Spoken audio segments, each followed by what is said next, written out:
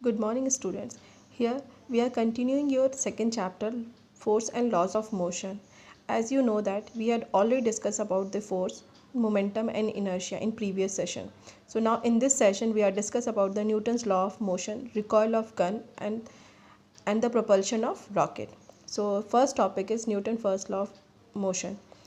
Every body continues to be in the state of rest or of uniform motion in a straight line unless and until external unbalanced force is applied on it. आपको ये थोड़ा पढ़ा पढ़ा सा लग रहा होगा because ये बिल्कुल इनर्शिया क्या ही है. First law is totally dependent on inertia. अगर कोई भी बॉडी रेस्ट में है तो it continue in a rest position until and unless जब तक हम उसमें कोई एक्सटर्नल फोर्स नहीं लगाते. सेम एज फोर्स में भी है, सेम एज मोशन में भी. अगर मोशन में है तो वो मोशन में ही कंटिन्यू रहेगा जब तक हम कोई उसमें फोर्स अप्लाई नहीं करते उसको स्टॉप करने के लिए. आई होप ये समझ में आ गया होगा आपको. So come to the second law of motion. Newton का सेकेंड लॉ ऑफ मोशन क्या बोल रहा है? The rate of change of momentum is directly proportional to the force and is directed as that force. इसका छोटा सा derivation है. सो आपके पास सपोज एक मास है, मास पे हम एक फोर्स लगा रहे हैं तो उसका इनिशियल वेलोसिटी है u. ये इसका इनिशियल वेलोसिटी, इसको हम u से रिप्रेजेंट कर रहे हैं. ओके. और जब इंक्रीज मास हुआ तो इसमें उसका जो फाइनल वेलोसिटी है वो v से डिनोट किया और जो भी टाइम टेकन लगा उसको t से रिप्रेजेंट करते हैं. मोमेंटम ऑलरेडी आप पढ़ चुके हैं. मोमेंटम का फॉर्मूला होता है momentum is equal to mass into velocity. तो इनिशियल मोमेंटम है आपका, initial momentum is equal to P I is equal to M U. U यहाँ पे डिनोट कर रहे हैं हम इनिशियल वेलोसिटी के लिए. और final momentum is equal to P F is equal to M V, mass into final velocity V. Therefore F is directly proportional to P F minus P I. ये change of momentum का मतलब होता है final minus initial. Means final momentum minus initial momentum upon T. Okay. So जब proportionality का sign हम हटाते हैं तो एक कांस्टेंट यहाँ पुट करते हैं. तो F इज इक्वल टू के एम वी, पी एफ का हमने ये M V minus M U upon T. के हमारे साइंटिफिकली प्रूफ हुआ है तो उसकी वैल्यू होती है 1. तो 1 यहाँ पे लिख देंगे. तो force is equal to mass v minus U upon T. v minus U upon T is equal to, आपको ये दिख रहा होगा कि ये किसी का फॉर्मूला है, ये एसिलेशन का फॉर्मूला है. Acceleration is equal to final minus initial upon T. Okay. Then force is equal to ये m और इसकी जगह, इस पूरे वैल्यू की जगह पे हमने a लिख दिया. तो ये आपका फॉर्मूला हो गया force is equal to mass into acceleration. I hope ये डेरिवेशन समझ में आ गया होगा. इनकेस कोई प्रॉब्लम होता है तो कमेंट सेक्शन में आप कमेंट कर सकते हैं. And come to the third law of motion. Third law of motion क्या है? Every action has an equal and opposite reaction. Okay.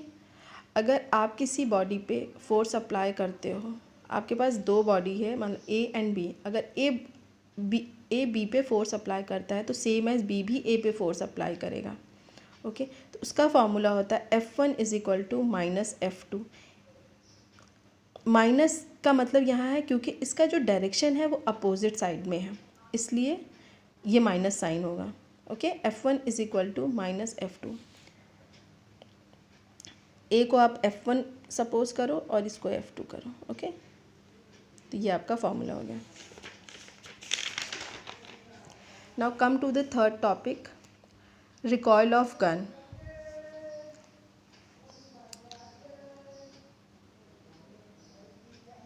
Recoil of gun है, the recoil of gun is a backward movement caused by momentum.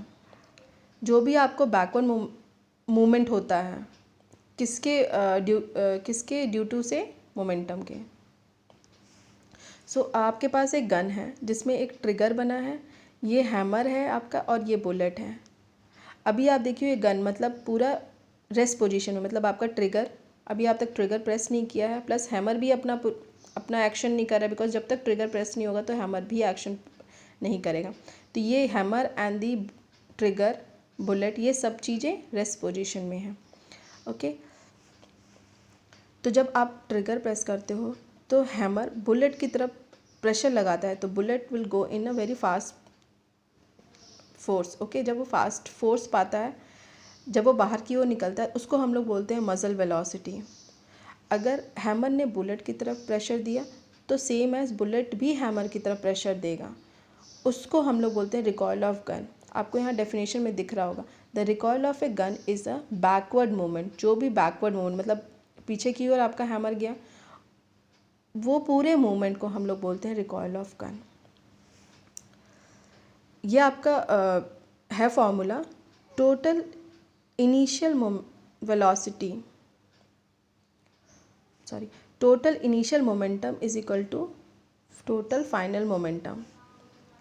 तो mass of gun is equal to initial velocity of gun plus mass of bullet, B से denote कर रही हूँ bullet को और G को gun से, तो mass of bullet is initial velocity of bullet is equal to, ये आपका total initial momentum है और ये final initial momentum है। तो mass of gun is means final velocity of gun plus mass of bullet and final velocity of bullet। अब देखो यहाँ पे UG एंड मतलब initial velocity of gun is equal to initial velocity of bullet, ये दोनों rest position में है, इसलिए इसको हम ज़ीरो, भाई दोनों रेस्ट पोजीशन में होगा तो उसकी जो वैल्यू होगी वो ज़ीरो ही होगी, तो एज इट इज़ ये ज़ीरो हम यहाँ प्रूफ पुट कर देते हैं। अगर यूजी में ज़ीरो पुट करते हैं तो ये पूरी वैल्यू ज़ीरो हो जाती है, यूबी अगर ज़ीरो पुट करते हैं तो ये पूरी वैल्यू ज़ीरो हो जाती है। तो दैट मीन्स यहाँ पे zero is equal to mg vg plus mb vb, ये आपका फॉर्मूला है। ओके,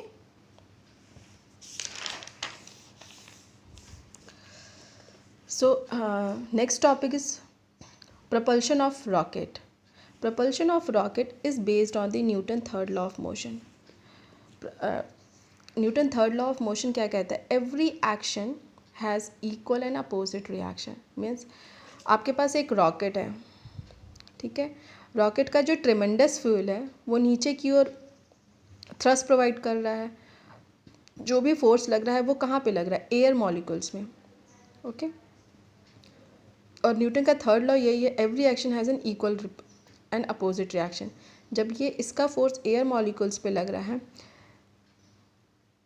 देन एयर मॉलिक्यूल्स भी फोर्स अप्लाई कर रहे हैं रॉकेट की तरफ। That all action is happening is called propulsion of rocket, जिसको हम बोलते हैं propulsion of rocket. Okay, so one more topic is left, so we will discuss in the next session. Okay, so thank you for all, bye bye।